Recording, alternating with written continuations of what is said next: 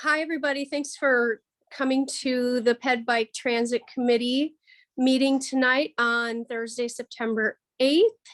It is like 5:01. We're going to start the meeting.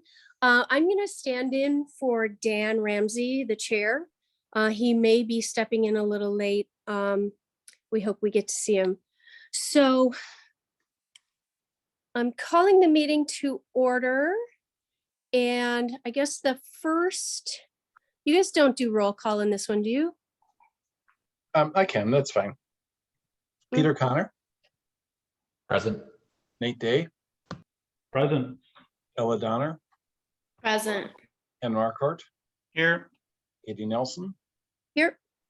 Dan Ramsey. He may be joining us late. Carrie Schiffner. Here. Jim Schutz. Here. And Dale Rhodes, our new member from the Present. school. Welcome, Dale, by the way. Yep. And Tad Dockery. I see Tad. Yep, there he is. Tad is present also. Okay, So, great. That's 9. Only Okay. Dan. Excellent. So welcome to our new member. Let's move to the minutes of the August 17th meeting. Does anyone want to move approval of the minutes? I will approve. Okay. Is it Jim? Jim, yes. Excellent. Thank you. Do I have a second? Second. This is Peter. Peter, thank you. Does anyone have any questions or comments on the minutes? Just If my there- name is Tad, not Ted. It Oh, I'm happens sorry. all the time. It happens all the time. I'm just And you know what? I know that, and my name is misspelled all the time too. So usually I try to be very careful with that. I'm sorry about Yep. that. nope. It's okay. Tad, thank you for pointing that out. That's good.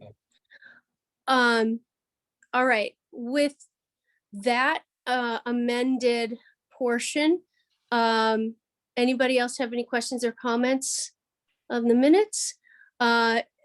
With that, let's vote. All in favor of passing the minutes from last meeting, say aye.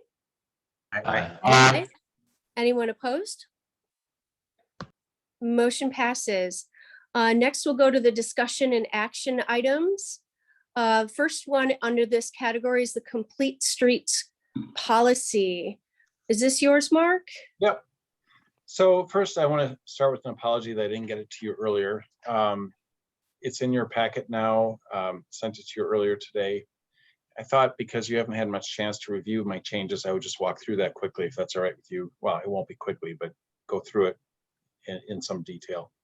So you'll recall that at the previous or a couple of meetings ago, I gave you some feedback from Plan Commission, Public Works Committee, and they also indicated that it was desirable to put some organization to the resolution. And I've done that now. The organization is based on the 10 elements of a complete streets policy. So I'm taking those categories as adapted by the Cleveland Heights, Ohio policy. I highlighted the changes that are substantive in green text. The background here is somewhat reworked in terms of the first paragraph, but it's not really substantive in terms of the change. So I kept that the same without the green text. Everything else is the same in the introductory paragraph. What you'll notice first is that instead of putting the policy in the resolution itself, I'm recommending that we do what Cleveland Heights did and just refer to Exhibit A attached hereto and incorporated as a fully set forth herein. And that is the substantive change to the resolution. And then here's Exhibit A, which is where we'll focus our discussion tonight. So again, this is grouped into the 10 categories that the Smart Growth America policy I recommended. So I took the language that I had previously given you and put them into these categories and supplemented it with language that I thought was beneficial to incorporate from the Cleveland Heights policy. The vision and intent is the first section. And so what I added was a paragraph about why it's beneficial to establish a complete green street policy. The purpose to reduce transportation costs, improve public health, and foster better environmental stewardship. And I gave some examples of that. Paraphrased and adapted, it's not word for word, but it's similar to what Cleveland Heights had. The second section is diverse users. I really liked the green text here that I added. I thought that was really well worded, and so I put that into our policy here. I kept the language that you saw previously in May as part of this. So the text that's in black is language that is essentially what you've seen before. Added this concept of infrastructure investments should be evaluated so as to avoid pockets of disinvestment or underinvestment. I thought that was important. And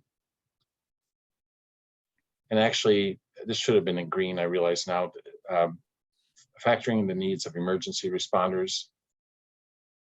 I think that should have been in green. I realize now. This was already not all modes can receive the same degree of accommodations. That was in our previous, the first version of the resolution. Number 3 is commitment in all projects and phases.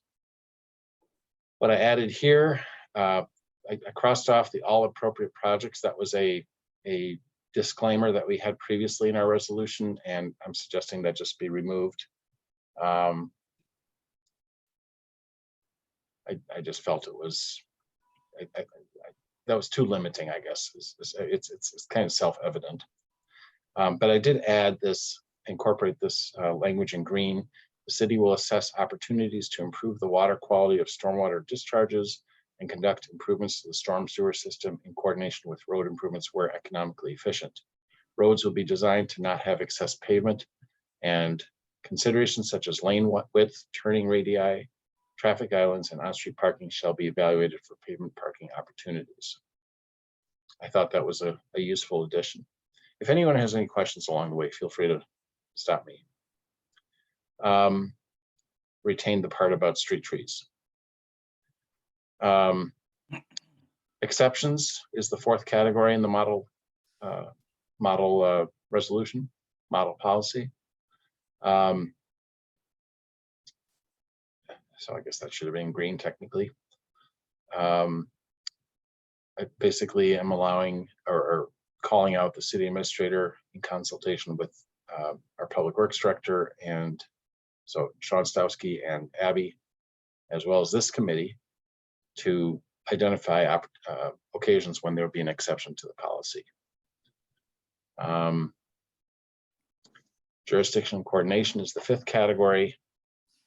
Black, again, is the language that we had previously that I just put into this category, but then I added that all transportation infrastructure and street design and construction projects requiring funding or approval by the city shall adhere to this policy. Also called out private developments, including street design and construction components that should adhere to this policy, and talked about the idea of connectivity with neighboring municipalities, that we should encourage those principles. We obviously can't control that or oversee that, but we can encourage. The rest of the language is what I had previously incorporated in the resolution. 6 categories. Yes. Would it be okay to go back up to the exceptions for a Sure. minute? Sorry, this is Carrie Schaffner. I was wondering, is there some kind of standards we can refer to? I'm just wondering, if a neighborhood, for example, doesn't want sidewalks in their neighborhood, right? Like we come into this issue a lot when it's an existing established neighborhood, and then we're recommending, putting in sidewalks, but then the citizens have to pay a portion of that. They have to snow remove. Like it's very like a, right. It's not a popular thing, unfortunately. I'm wondering if those citizens will refer back to this exceptions in some way. And so I'm just wondering, is there a way to word it so that I don't know, I have to look at it again. But I just want to think about that a little bit more in terms of because we want to try to have complete streets whenever possible. And of course, there's always going to be some exceptions.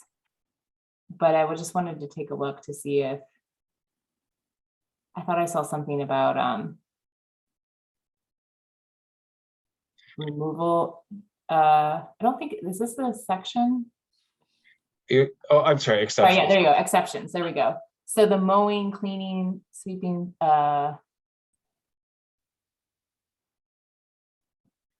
So I understand what you're saying. The original language. Let's see here, sorry for the scrolling.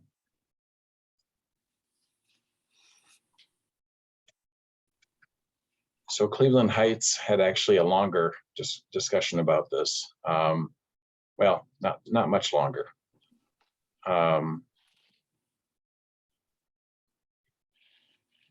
So I think I basically took that language from theirs. okay, But obviously this needs to be a policy that works for us. So if you have changes you'd like to see made, this is obviously the right time to discuss them. You're worried, from what I'm hearing you say, Carrie, that there's too many out clauses. There's too many ways to say, let's make an exception in this case. maybe, yeah, I just wanted to maybe take a look at that language again to see if, Okay. yeah, if we can be like more specific with our exceptions, if possible, I guess. But maybe this is okay. I'm just reading through it again. And one other thing on this part that I noticed, this is Nate Day. If this is a green streets and a complete streets all in one, does anyone think that, you know, the green portions would outweigh the accommodations? So if we're trying to reduce impervious pavement, but we need sidewalks or bike lanes, what would take, you know, the precedent there, I guess? What would be higher on the hierarchy? Green or pavement?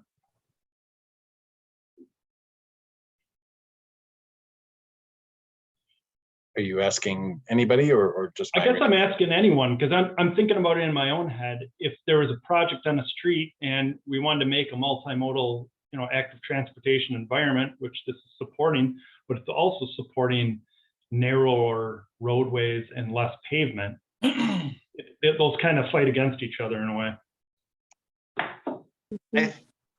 This is Tad. I think because of the equipment in use, cycling can pretty easily accommodate pervious pavement, just in general. So there's that. I think cycling and sidewalks also offer greater opportunity for increased vegetation, especially in the form of trees and planters, without taking room. So I think there's plenty of space there for balancing, and we don't necessarily have to have our cake and eat it too. Nice. The only other thing I noticed here, Mark, was in the exceptions, the city administrator here has authority, but then in the, I think it's the resolution, it's the city engineer.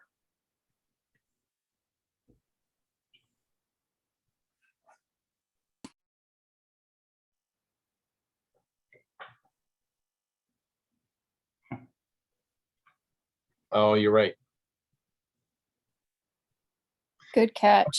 Yeah, thank you for catching that. The language that I incorporated referred to the city manager, so I just changed it to city administrator. Which would you prefer?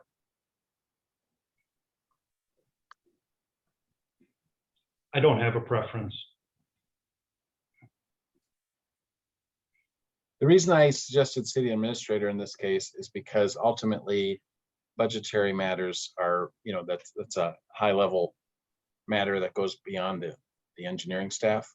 So I would recommend the city administrator. Frankly, I'd thought about mentioning the council in here as well. In fact, instead, I should say, the reason I left it this way was because, again, guided by a community that has had their policy held up in high regard nationally, I just tailored it after their language.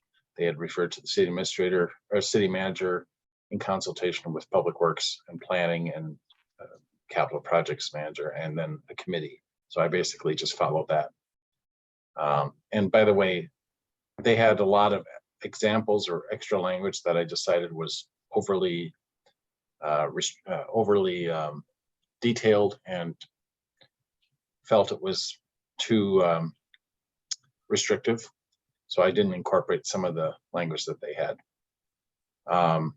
Going back to our ordinance or our policy, I'll change the resolution to say city administrator. Yeah, I think that makes sense too. Okay, thank you. I agree. Yeah, I think number 2 is confusing me. Maybe I'm just reading it. So basically what could happen is, let's say the sweeping equipment wouldn't fit down a narrow street. So then that would be an exception of like not making it a narrow street. Is that an example of that? That's how I interpret that. Because we get a lot of people kind of worrying about snow plowing with kind of some issues with like narrowing streets, and those are legit concerns, but I don't know, at some point you want to move forward too. So Yeah. I So guess- I basically just copied their Mhm. language. But again, happy to adapt it to what we feel is important. So do you have suggestions do you want me to strike this or? I don't know.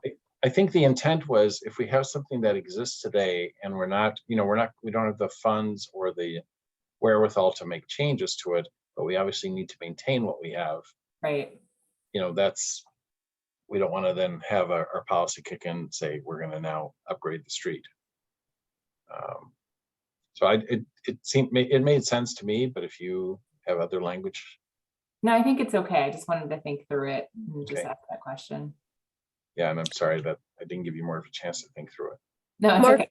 is the plan, I'm sorry, Carrie, to interrupt. No, Is the plan with narrower streets going to make it harder for our current snow plows, et cetera, to work? No, well, optimally? I don't know what the width of our widest equipment is, but I know that the standards adopted in the mid-2000s by the Public Works Committee and the city, the Transportation Management Plan, I think was called. They looked at those sort of things back then. So I don't think we're proposing any type of streets that are that would create obstructions for emergency responders or the Public Works vehicles. The Elmwood Avenue project that we just discussed, that we are doing right now, did generate some feedback from Public Works staff that some of their vehicles can't get through there. So obviously we're sensitive to that. I don't think adopting this policy, whether it's exactly like this or in some similar form, I don't think is intended to create hardships for our Public Works maintenance vehicles. I'm sure it's not. That's not the intent. In fact, we talked about earlier here, I mentioned that we should make sure we address the needs of our first responders. Maybe I should add to that the Public Works vehicles. I like that idea. Here it is. So, okay, adding to D, add to.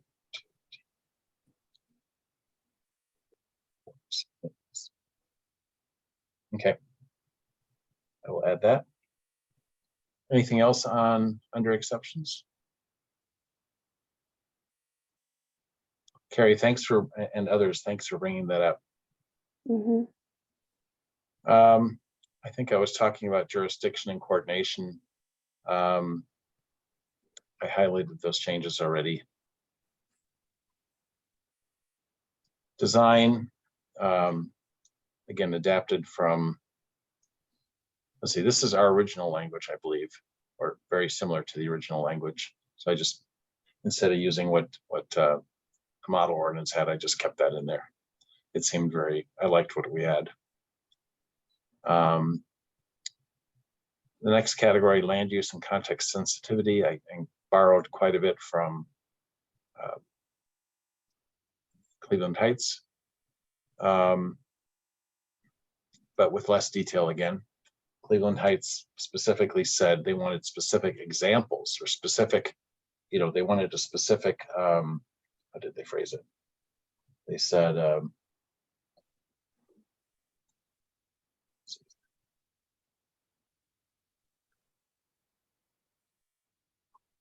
city shall require specific evidence in all new and revised land use policies, et cetera, of how this complies with or supports complete green streets.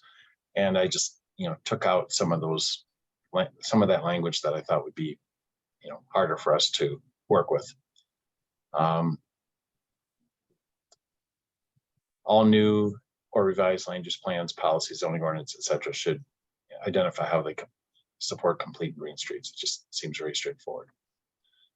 This next paragraph, B, is similar to what we had earlier. C is new, and so is D. Projects should be sensitive to the surrounding context, including current and planned buildings, parks, trails, as well as the city's current and expected transportation needs. The concept of designing at human scale for the needs and comfort of all people. Again, some of this phrasing is very similar to what I've seen in Cleveland Heights ordinance or policy statement, but I adapted it, of course, for Middleton by referring to downtown Middleton and our historic Pheasant Branch Crossing District. Are there any other parts of the city you want me to call out? Those are the two that came to mind. And I liked this D, which is unintended consequences such as involuntary displacement shall be avoided when possible or addressed with equity and fairness to the affected party. That seems like a very important concept as we consider complete streets. Mark, this is Jim. Had a Yes. question on that on D. It was brought up earlier about the people who do not want sidewalks. They would like to maintain their neighborhood. Does this give them an out with this one, do you think? Saying is unfair to me. Well, it doesn't automatically mean that we wouldn't put sidewalks in. I think the caveat here is it would be addressed with equity and fairness to the affected party. I understand what you're saying, and it's a very good question. I think it's important to recognize that when you change how a property owner has responsibility for what is adjacent to their property, that we be mindful of that. Maybe there's, for example, if a sidewalk entails the removal of a tree, a 50-year-old oak tree, is there some way that can be addressed with the planting of another tree? I'm just thinking Sure. hypothetically here. Or is there a payment? Or, I think this just simply calls out the fact that there might be legitimate concerns raised by an affected party and that the city needs to be careful and mindful of that. What would you, Go ahead. what would you think of instead of parties? So that both the homeowner and the rest of the people, who it would benefit and who it might hurt, etc. Rather than, this sounds more like just dealing with one individual. I think that's an excellent change. Okay, Yeah, I think that's, in other words, you're not just, the focus of this was obviously unintended consequences on an adjoining property owner or affected party. But as it relates to involuntary displacement,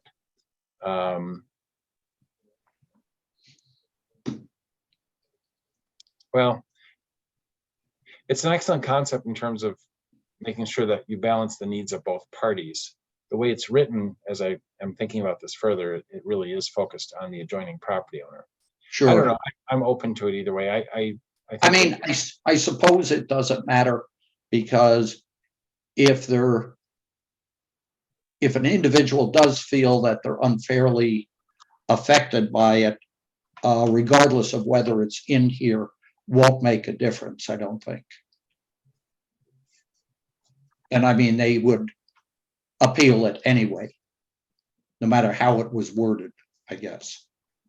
But I think it's good that we at least here are acknowledging that, yes, we are taking into consideration how a party could be unintentionally affected.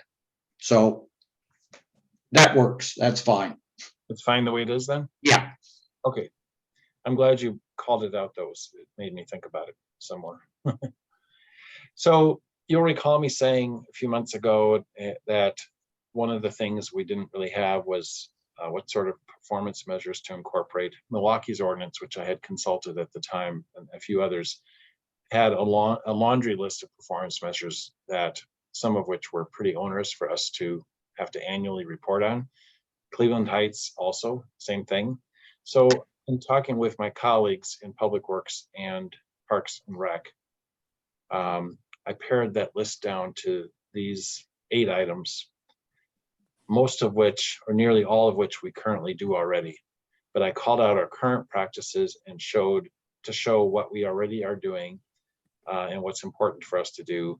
Some of the other items, and I'm happy to show you the list that Cleveland Heights had, frankly, are just too, I just don't know if there's it wouldn't be, I'm not sure it would be worth the effort.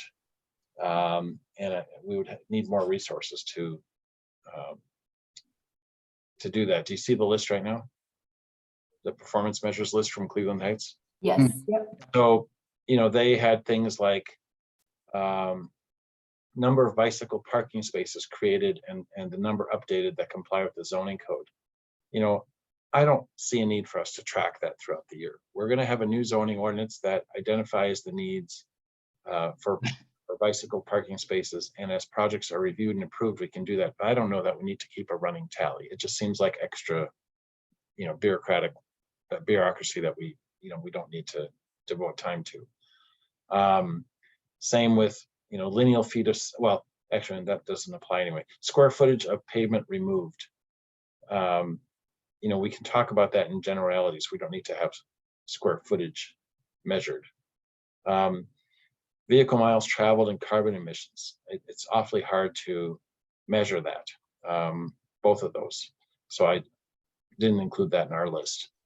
Going back to our list, I did incorporate crosswalk and intersection improvements, new curb ramps installed along city streets. Number 2 is amount of new sidewalk added and rehabilitated. That's something our engineering department does every year. We have a sidewalk maintenance program, so that's not hard to track. Miles of bike lanes and multimodal paths. That's something we can, isn't too hard to account for every year. Bus ridership counts. Metro Transit provides us that data regularly.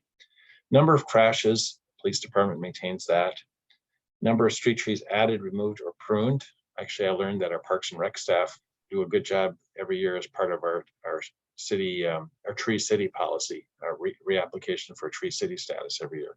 They already do this, so I'm calling it out here.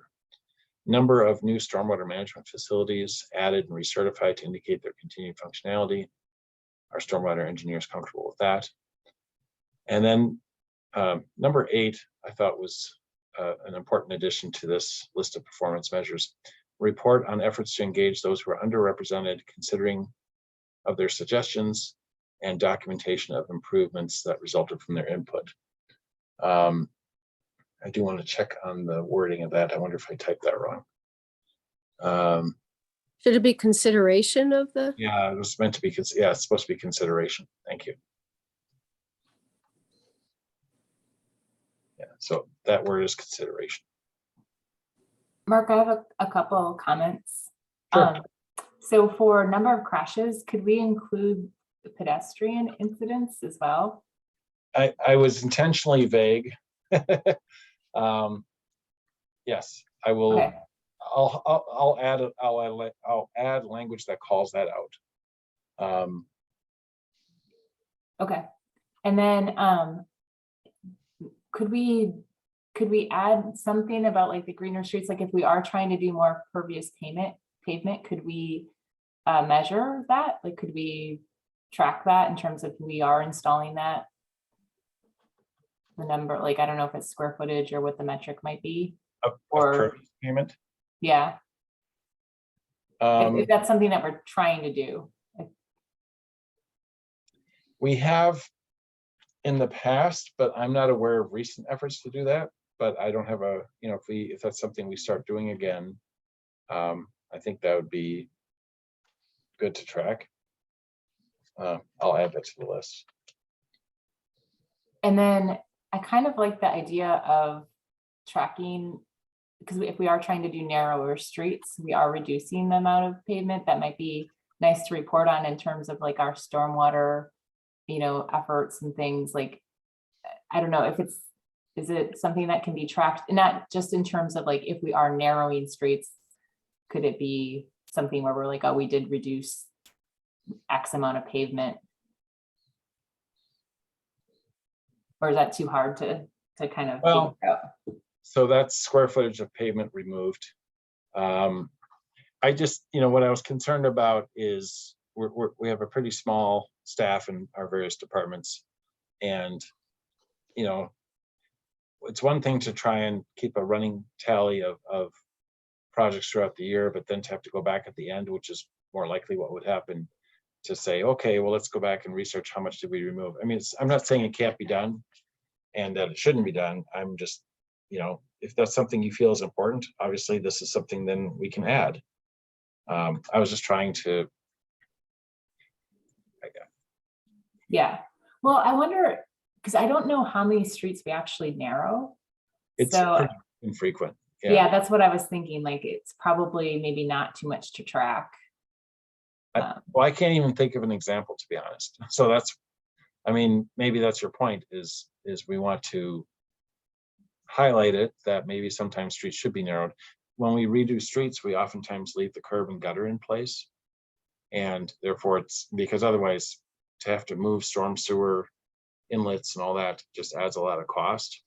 So I think it's not something that is likely to happen, but maybe there are times when it should happen. Yeah.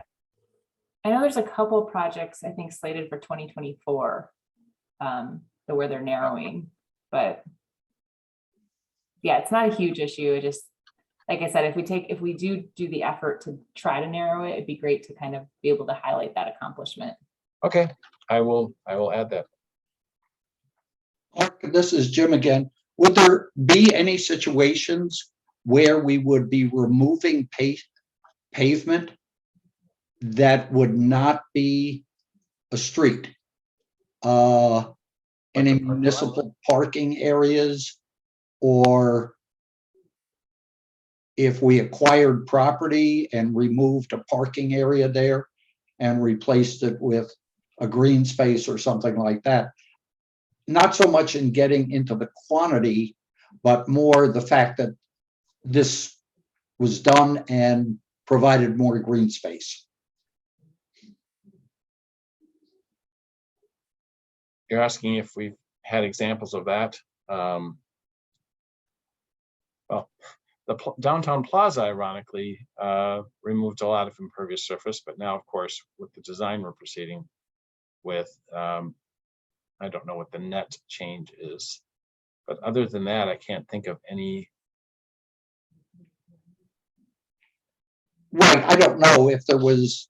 Yeah. I'm thinking of that small piece of property at the corner of Parmenter and University. That's just concrete. And if the city ever bought that or something, and replaced it with some type of green space or something like that, again, not to have the quantity, but the fact, more the quality, this is what was done. Oh, yeah, Jim, so you're almost saying like number of projects. Right, number of projects Yeah, like number of projects where we reduced. where paving. we reduced it, not the square footage. Yeah, that would be a compromise that doesn't make it as complicated. How about just citing the projects or citing projects where this was removed without getting into huge detail? Okay, Yeah, that's Yep. a good first step. That works. I'm comfortable with that.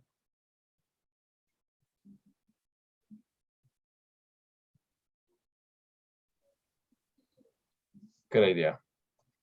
Going back to, so that was the list. Oops, here we go. Oh, let me go back to this. So is there anything else from the, I was going to ask about the pedestrian and bicyclist counts. Is that down to the ability to get counting equipment?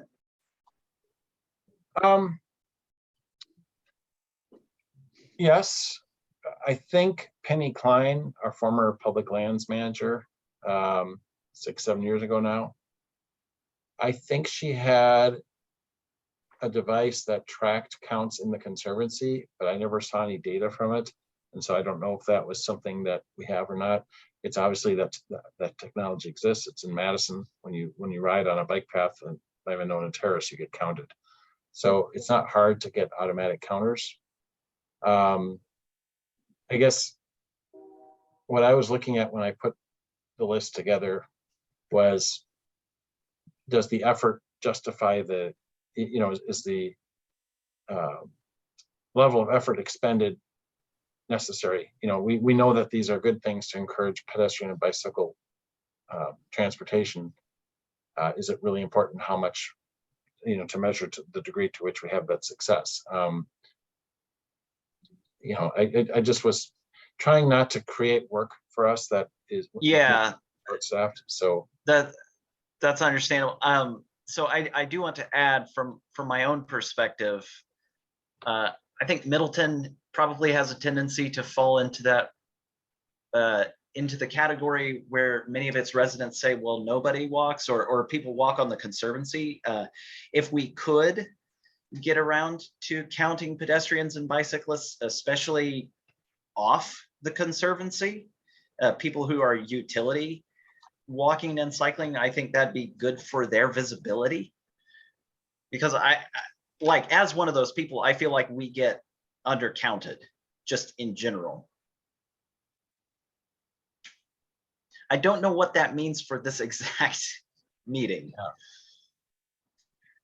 Well, if you'd like, I can see what sort of equipment we have. I'm sure it's not overly expensive. It's just, again, a matter of staff time to not just deploy and maintain the equipment, but then to analyze it.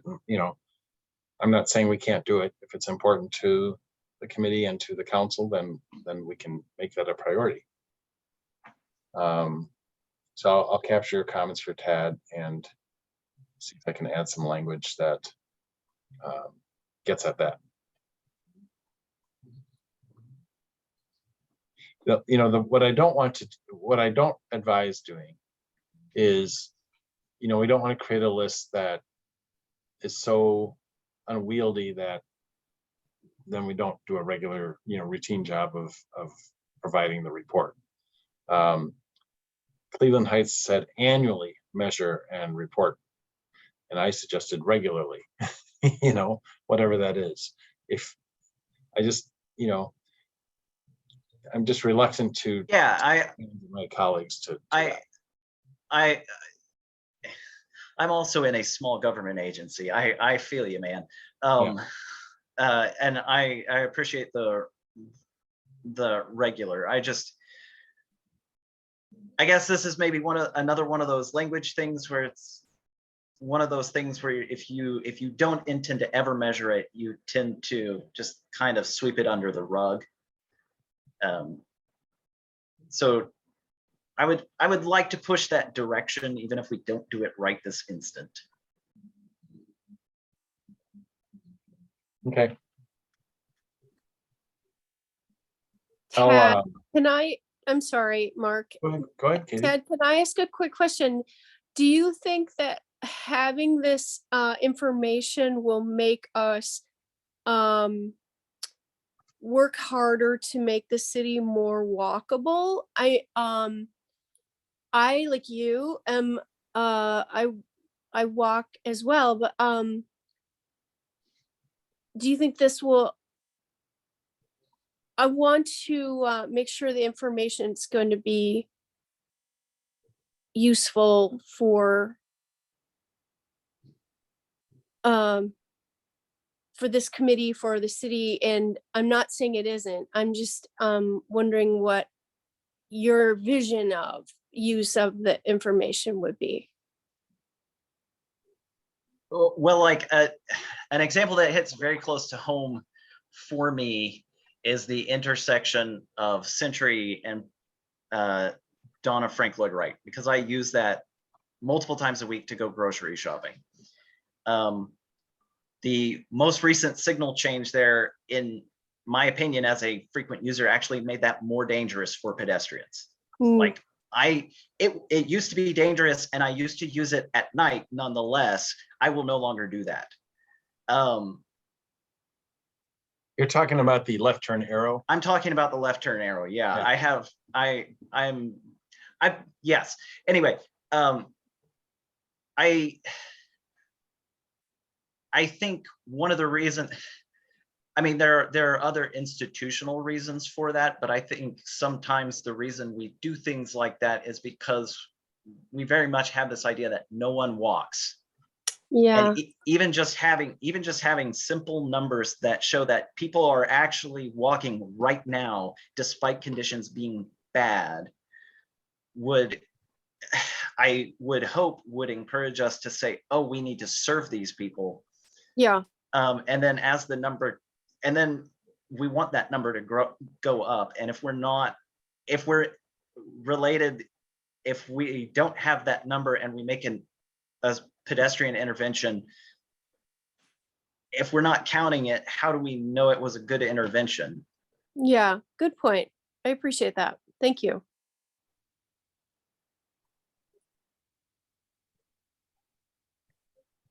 Okay, so I will add I will incorporate that to reflect the discussion we had here. I will come up with some language. There was something up above earlier in the discussion about underrepresented users someplace. Does that ring a bell, Mark? Yeah, right here.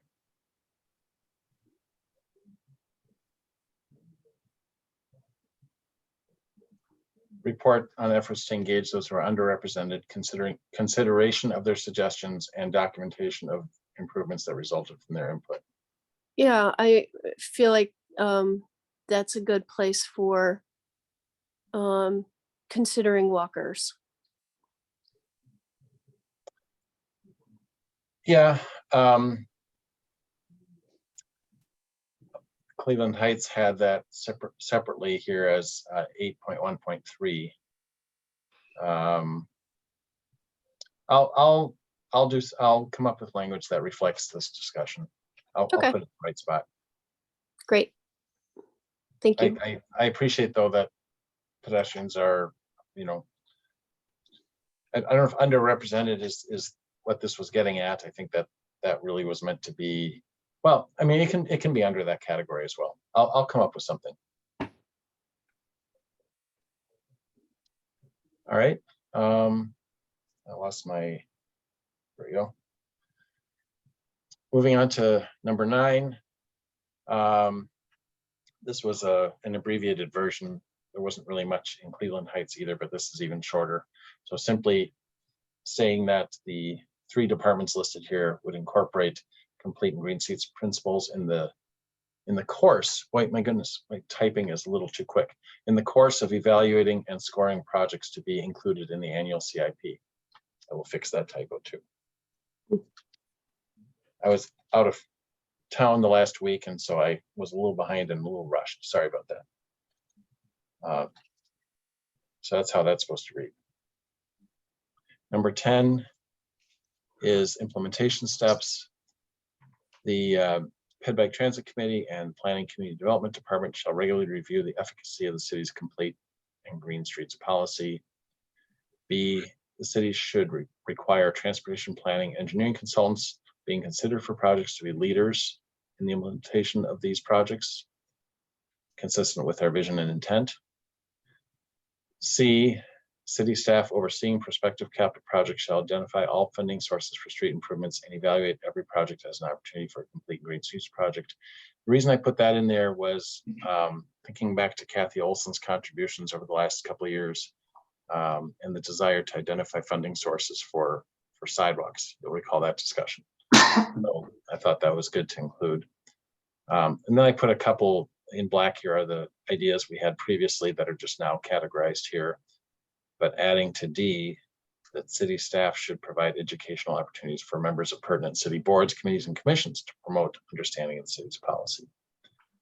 And then the last concept I added from Cleveland Heights is that the department I'm in shall regularly review the zoning ordinance and recommend amendments that support these principles. Oh, and there's one more. I thought this was important. This was one I came up with on my own. Project managers should work with city administrator or his or her designee on communications that promote public awareness of the planning for and implementation of a complete green streets policy. And then these communications should identify the manner in which the public can provide feedback to the project manager for ways to improve adherence to the policy. The reason why I think this is important is because I think the city doesn't always do the best job communicating via our listservs and other means projects we are doing and the positive aspects of them. And so I thought this would be a good way to, would be a good implementation step. So that's what I'm suggesting be the city's policy rewritten to follow the new organization. I welcome any other feedback you have. Mark, is this something that we should just consider discussion today and work on some more before taking any action? How do you think this should proceed? Well, so I've identified some typos and some additions. I would like to, if you think this is very much on the right track, then with your permission, I would make those changes, and you don't have to make a motion tonight, but I would like to take this back to the Sustainability Committee, which wants to review it. They have a meeting coming up on, I forget if they're the second or third Monday of the month. I think they're the third. So I would take this to them in the meantime for their input as well. And I'd also circle back to Public Works. You don't have to take action tonight, but we can have the consensus reflect that we're on the right track with the changes that were identified during this meeting. Does anyone have any comments about how you feel like the general direction of this complete and green streets policy is going? Do you think we're on the right track, or should we take more time? Hi, this is Jim. I would be interested in, since we were talking the green versus complete streets, I would be interested in seeing what the Sustainability Committee had to say. But in general, I do approve it. There was one other comment that I wanted to make, and that was, and I didn't mark all the places it was used, but the term roadway was used. And that maybe it's just myself, but I tend to think of a roadway as a place where motor vehicles operate. And could the word roadway be replaced with streets? Or I was thinking, I know what you're talking about, and I thought of it too when I came across that in the other policy statements I reviewed. I thought about simply referring to right of way, either streets or right of way. I'm happy to make those changes, Jim. Personally, I think the word streets is a little more accessible to any resident who's pulling this up and reading it. I was worried that streets mean it's just the street corridor, not the terraces, for example. You know, Good point. so, well, I mean, that's, and roadway to me means, to me, the word way conveys kind of a general, more general way of travel, but Jim, I did think about that, and I'll look at that again. Each time it's used, I'll see if that's the right word. We will consult our thesaurus. I'm not a road scholar. Ah, Okay. So Jim, you said you're okay with this going to sustainability. Everybody else, anybody else, everybody else okay with that? Anyone concerned? I'll take the silence as that nobody has objections. yeah, I think that's what we should Okay. take that as. Yeah, let's take it over to sustainability and bring it back, Okay. see what they have to tell us. I should have called that out earlier, that it wasn't just a complete streets policy anymore, but I added the concept of green streets. Madison, I've been interested in seeing what they were doing because they were trying to adopt a green streets policy as well. But the last time I checked their website, they haven't uploaded any updates to their project. So that's why I just went with Cleveland Heights language. I do still have a little bit of fuzziness. Is it Nate that made the point? Which takes precedent if there's a question of whether we go green or we go complete? That is an interesting concept that I'm still mulling in my brain. So I know that the idea of having both is the perfect world. I wonder what happens if one has to choose. Is that then up to the council? I will call that out for sustainability and get their input on that specifically. Let's guess how they'll vote. Well, it's an important, I think that's a good policy discussion for ultimately for the council to sort through. Yeah, okay, fair.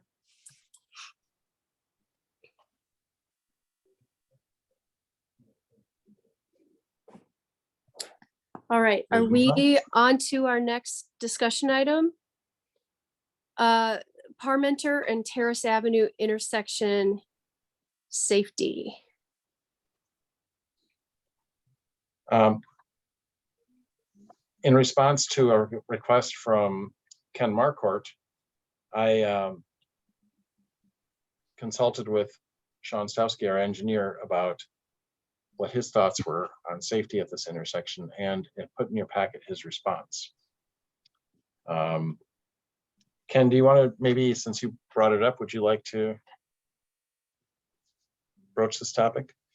Well, I was just approached by a person who walks across there quite often, and she, with her small children, just concerned with the traffic coming down Parmenter down the hill, which comes very fast, and sometimes in the evenings when downtown Middleton has a lot of business, the cars are parked right up to the corner of the intersection, and it's difficult for her to see, going across. Even the cars coming south on Parmenter sometimes are speeding quite quickly to get up the hill.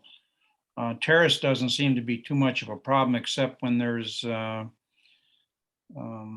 vehicles parked, UPS and FedEx and parked. Sometimes that's an issue, but it's just sometimes difficult. And even when you're driving, if the cars are parked right to the intersection, you can't see what's coming down the hill. So I've experienced some of those issues myself.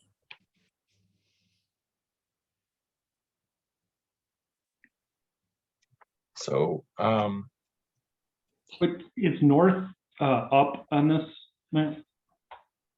good point. North It's is to the off to right. the left. It's to the right. North is, or wait, North is to the left. Yeah, north is left.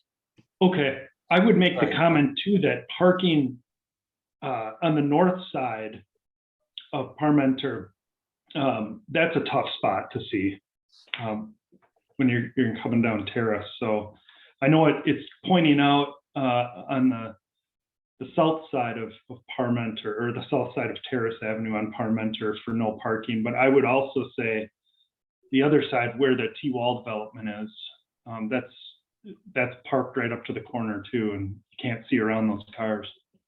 I agree. I've had the same experience, Nate, where I'm coming from Terrace Avenue from like the Capitol Brewery Yeah, to the intersection, and you have to kind of creep out and look north to see if cars are coming. So you kind of take a risk if somebody's coming too quickly.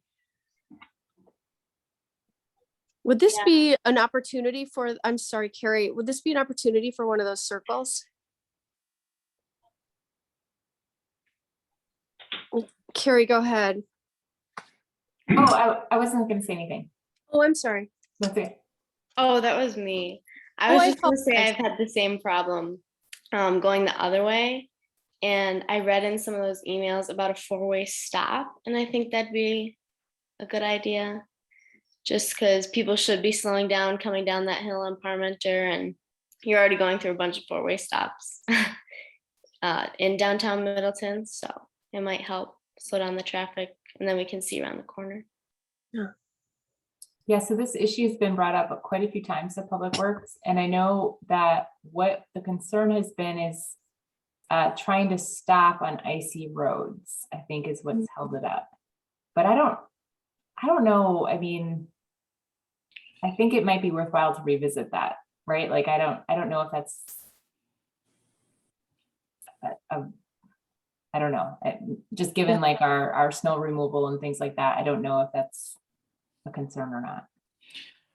There's a couple other issues. If you increase the length of the yellow on both sides, then you start losing parking places for the customers in downtown Middleton.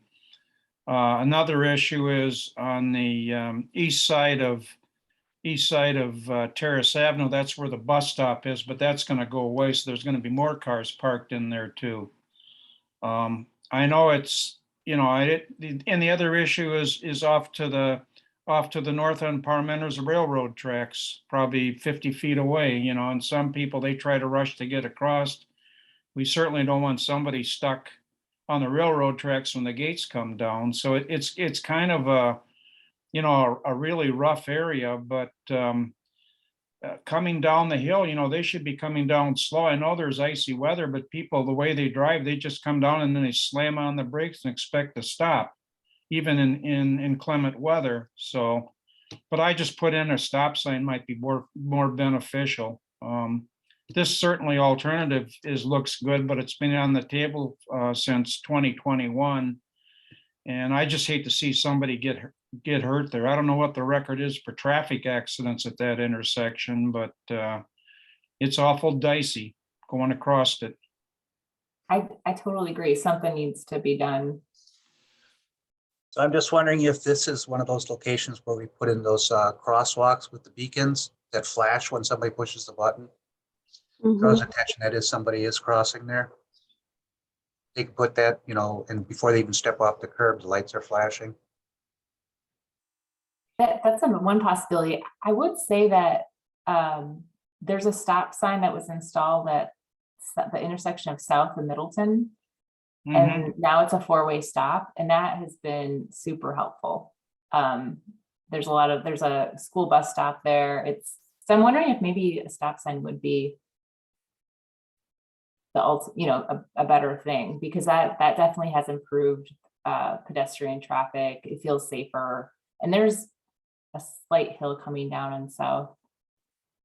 Doesn't seem to be an issue.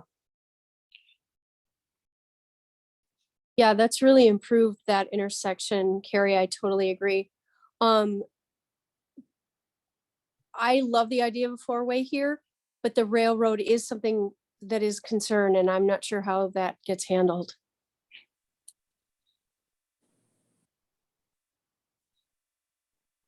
Mark, do you have any I, concerns with- about that? I'm not too concerned. I think it's a good discussion, but there's at least 60 feet between the parking, between Terrace Avenue and the railroad tracks. There's at least, in fact, there's probably 70 feet, maybe even 80. I know there's at least 60 because the width of the T-wall building is 60 feet.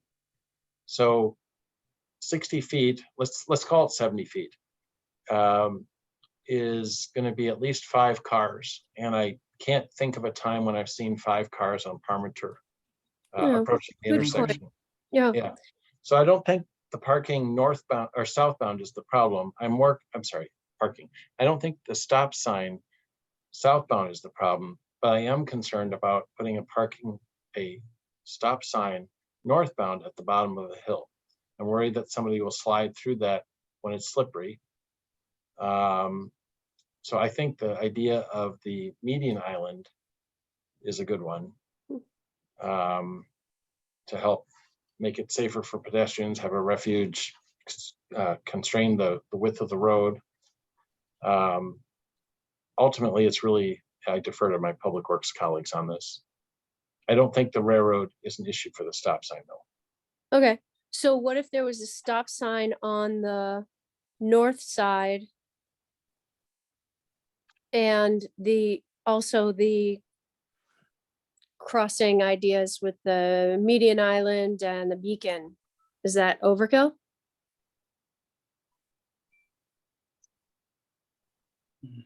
I mean, so you're saying a 3-way stop with no stop coming down the hill? Yeah,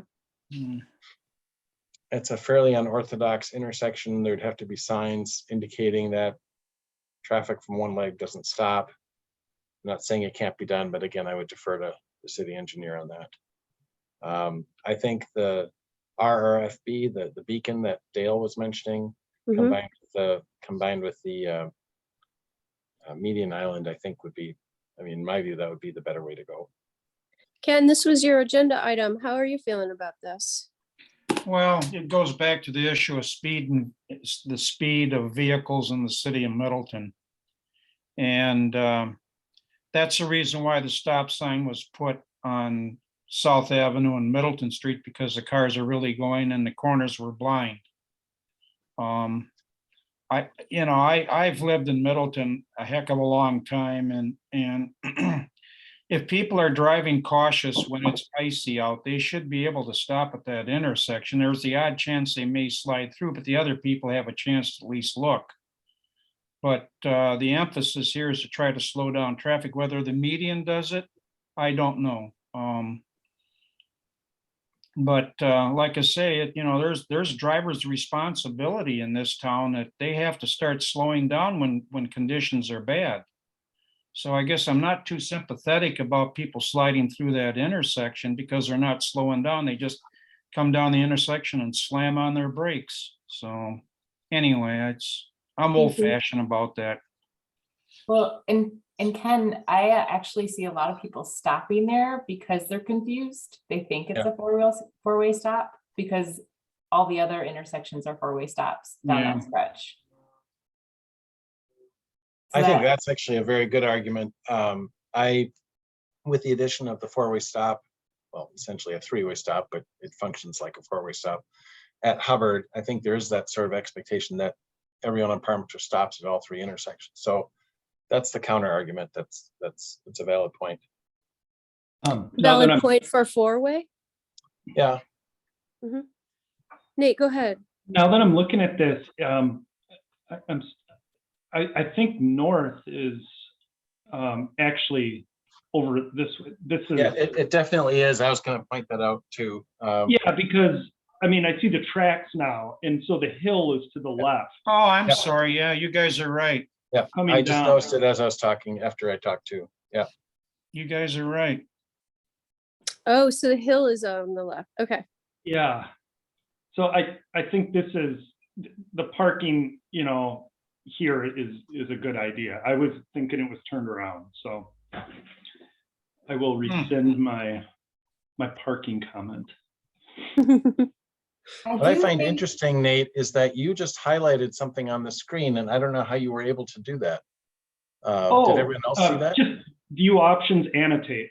So then you can just, make I points. know So if that's someone needed after- to point to Okay, after something. 2 years, I've learned something new in Zoom. So have I.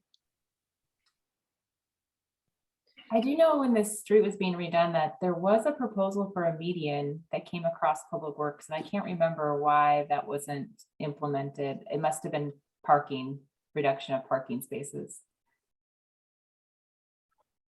If it's a four-way, do you lose any parking? Yeah, especially with the addition, well, not with the four-way stop by itself, but with the addition of the island. I suspect the reason why the island is on the north side is because it looks like the street is wider. If you look at this, if this is all to scale, which I'm quite sure it is.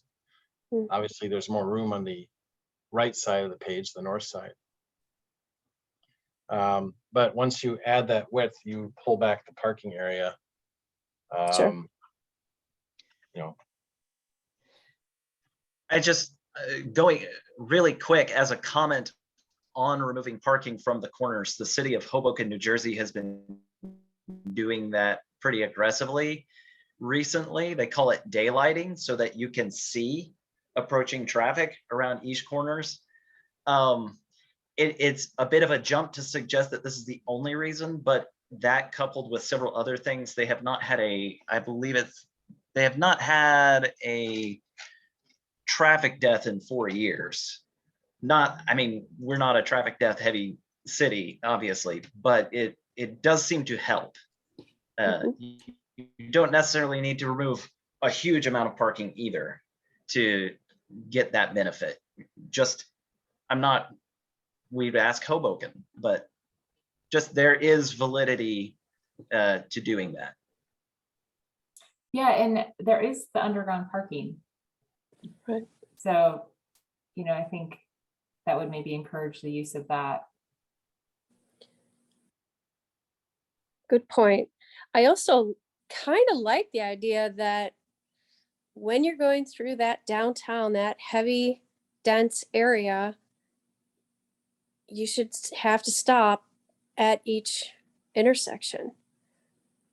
I agree, Katie. I was I live very close. I'm always downtown. And just the other day, I was thinking that it's very congested and it's not safe for pedestrians as much as it used to be. So I really like the idea of what you're saying, Tad, to make it the daylighting feature. I think Yeah. that's a really good point. How about this? Why don't I circle back to city engineer about the four-way stop idea. There are examples in the area where there are four-way stops that involve hills nearby. Branch and Maywood is an example, although I don't know how steep that hill is. I don't know if it's exactly comparable, but there is obviously a hill on the west side of Branch Street. So why don't I see how serious a concern that was for the city engineer, and also investigate this issue of whether the median island could be on the north side as well. I'm sorry, the south side. Now we're all, now it's all, north should always be up. That should just be a rule. It should be, yeah. And I guess Mark- I don't understand why they put that median where they did. It doesn't kind of make sense because it's not going to slow the traffic down coming down the hill Well, on Parmenter. Ken, I think it's because there was extra width. If you look at the, if you look at the Okay. width of the road compared to over here to the Yeah. left, I suspect And that's, if you look, Go ahead. I think sorry, Mark, I was gonna. no, it's okay. I think if you look at the center line, if someone's going too fast down the center line, they're gonna smack into that island. So they need to slow down and veer to the right. Yeah. Veer may have not been the right choice of words there. All right, let Okay. me, Mark, I would also reference Middleton and South, because South does have a significant hill. It does level out, but if you're going fast, that maybe was a concern, and there's a Well, four-way stop there. I thought of that right away, but I just drove that yesterday actually, and that is a fairly significant area where it levels out. in comparison to this, which is clearly, there's no leveling before you get to Terrace. So but let me share the discussion here with our city engineer and see how that if that influences his thinking at all. I do like the argument that we have a corridor here where there's, of the 3 intersections that are south of University Avenue, 2 of them are always stops. And this is the only one that's missing. And so that might be a way to reduce confusion, if nothing else. So Mark, would it be of any benefit for us to make a proposal for a 4-way stop? if you would like to do that, that's why it's on the agenda, for your guidance, for your recommendation. Okay, I would be willing to make the recommendation that we install a 4-way stop at the intersection of Terrace Avenue and Parmenter Street. That's your motion, Jim? That's my motion. Great. Do I have a second? I second that motion. Is that Ella? Yes. Great. Thanks, Ella. Any other discussion? All those in favor of a 4-way stop at Parmenter and Terrace Avenue, say aye. Aye. Aye. Any opposed? Motion passes unanimously. Thank you very much. Let's move to anything else before we move on? I have a question, Mark. Does that get referred to Public Works? Yeah, I mean, the motion was to recommend the installation of a 4-way stop at Terrace and Parmenter, so that would automatically go to Public Works and L&O and then Council. Okay. Thank you. Anything else? It probably won't be, in fact, I'm sure it won't be on Monday's Public Works agenda because that's probably been published, or if not, it's about to be published, so 2 weeks. Okay. Well, hopefully it'll be a while before the roads get icy. I don't know. It feels like it's changing fast right now. Let's move on to our discussion item number 3, pedestrian bicyclist safety along Conservancy trails. Ken also requested this item, so I would turn it over to him. I'm just want to know what the response was back from the Conservancy Committee on this issue that we sent them. That's all I was sort of asking. Oh, well, I talked If they've done any improvements at all, or, some of the blind spots and slowed down some of the bikers on those trails. And it sounds to me like they haven't. When you asked about this last week, it was right before I was leaving town.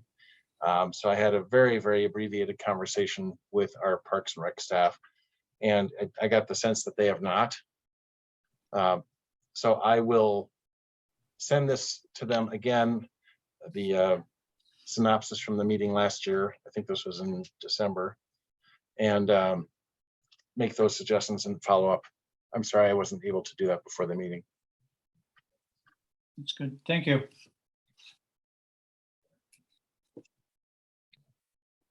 Maybe we can just revisit this next time then. That sounds good. Should we move on to the staff updates?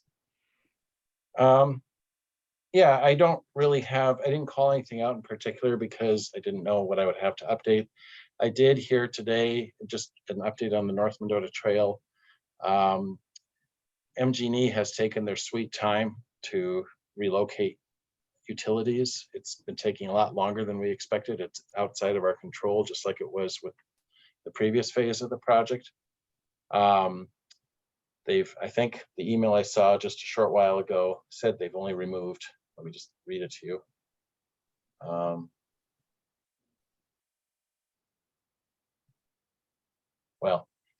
And our contractor reported that they found this large sinkhole. They discovered a large sinkhole today next to one of the manholes. And so the street department has been gotten involved and said they should not drive over it. So it's apparently that's now a new problem. Let me just find the email I was referring to.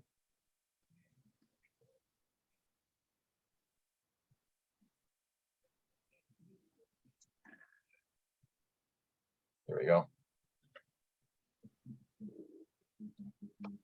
So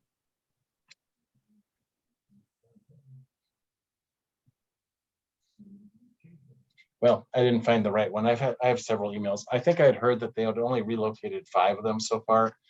The upshot is that Badgerland is expressing concern that that this is affecting their start time, and they were going to start in mid-August. They have started. They were going to be starting, and my understanding is they did start with removal of sidewalk this week, maybe even yesterday. But they are concerned about their ability to finish the project this year. And so they want to discuss that. We have been pressing them to still say our expectation is they get it done like we originally stipulated that they be done. But obviously the delay caused by MG&E is outside of their control. So I don't have an update other than there's consternation on the part of the contractor about their ability to get it done now. Very sad to report that. But City Administrator Gatto and I have both articulated our expectation that it still be done this year. I think Badgerland is concerned that, you know, they understand that that's the expectation, but they're starting later than they expected. They don't want to be held responsible for that, which I understand. That's the only update I had. Okay, thank you for that. On to future events and agenda items. Anyone have any that they would like to see on the agenda for next time or in the future? I'd like to discuss leading pedestrian intervals. The only one I'm aware of is at the Conservancy crossing. Madison, to my knowledge, has implemented them almost citywide, and I would like to see us do the same thing. Okay. I'm sorry, Ted, can you just repeat the first part? Because somehow He's asking about go ahead. Leading pedestrian intervals at crossings where the pedestrian crossing signal comes on before any cars Gotcha. are given clearance to move. Gotcha. Thank you.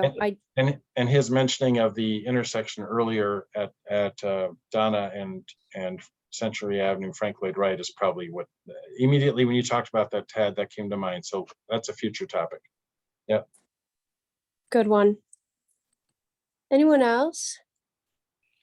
Mark, on the city website, we have our meeting scheduled for 6:30 on the second Tuesday of the month. Is that what we're going to be meeting now? On the city website for Ped Bike Transit?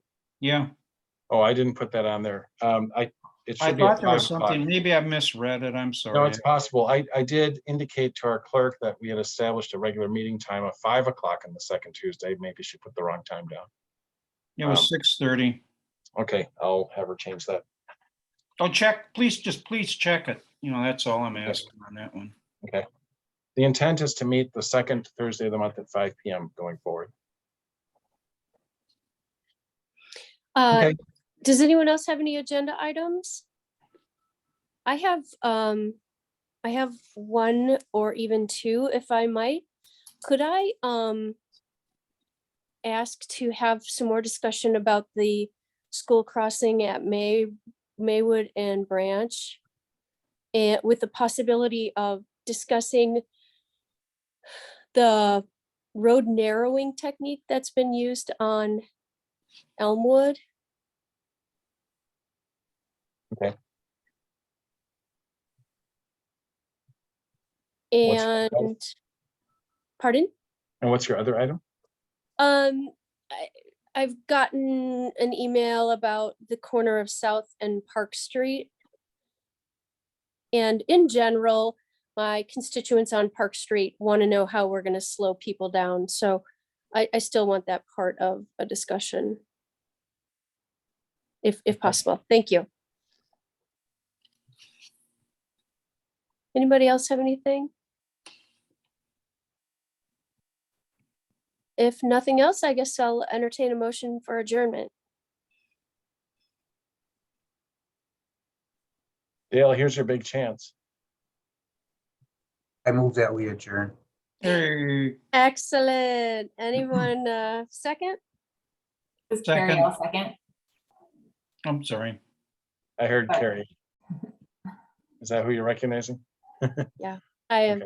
Okay. All in favor, say aye. Aye. Aye. Aye. Anyone opposed? We stand adjourned. Thank you all for letting me lead you tonight in this meeting, and I hope you have a great night. Thanks, Good Mark. job, Katie. You too. Nice Very nice to have Thank you. you. All right. Good Bye. night. Bye.